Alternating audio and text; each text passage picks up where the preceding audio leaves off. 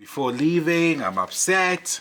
I really want to go off, but the Lord tells me to keep calm. So I fight. I fight very hard, but I kept calm.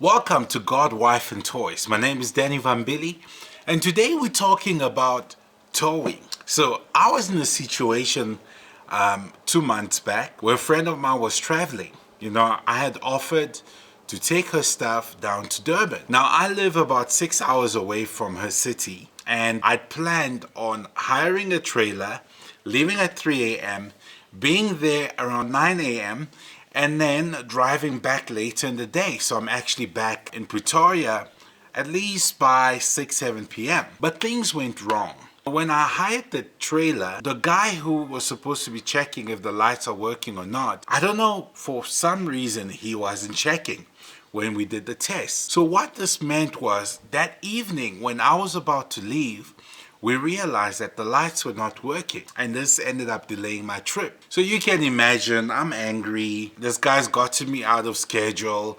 I now have to try to fix this thing, which was actually a problem with my car. Before leaving, I'm upset. I really want to go off, but the Lord tells me to keep calm. So I fight. I fight very hard, but I kept calm. The manager was apologetic. They tried to help me out and they gave me a few, just perks here and there for free. I did my trip. Life went on. But 2 months down the line, a friend of mine also bought a trailer. But he asked me if I could bring it for him across the border. It just so happens that we bought the trailer from the exact same company, but from a different branch. So I now needed documentation to get the same trailer across the border, but couldn't drive to the place where we bought the same trailer because it was too far. So guess what ended up happening? I had to go to the same guys who messed up and ask them for a favor. And thankfully, because I was nice to them when they messed up, this time around they were nice to me and helped me out in the situation that I found myself in. And I'm just using this to say that, sometimes things go wrong and they don't work out.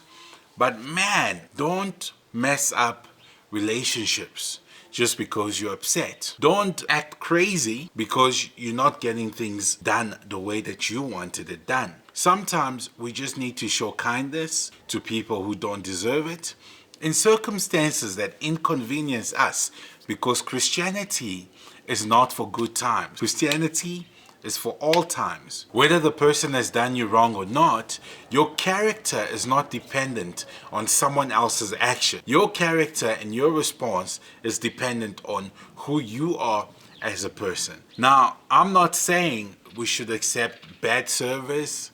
I'm not saying we should promote bad service. I'm just saying that there are times when you'd want to call out something that went wrong, but the Lord would tell you, whoa, just chill. And it might not sound like the best thing to do. You might feel like, because you're being wrong, you deserve to go crazy and show everybody how wrong they are. But it's not always beneficial to you, because one day you might just need that person's help. Now, in closing, one of my neighbors used to have a scooter. And this neighbor at that time was a very rude person. And I just remember there was a delivery guy who once came to deliver food at my house. And this person was just not happy that the delivery guy had parked on the grass. She shouted at him and she was just so rude to him. It was just not necessary. But to cut a long story short, her scooter broke and she went around asking if people could recommend someone who would fix her scooter. And it turned out that that very same delivery guy was actually a mechanic and the best around town, and he was the only one who could fix her scooter, and he refused because he said she was rude. So don't be that person who gets caught, paying for your response to someone, or just missing out on an opportunity because you decided to be a mean person and just mistreat people simply because you could.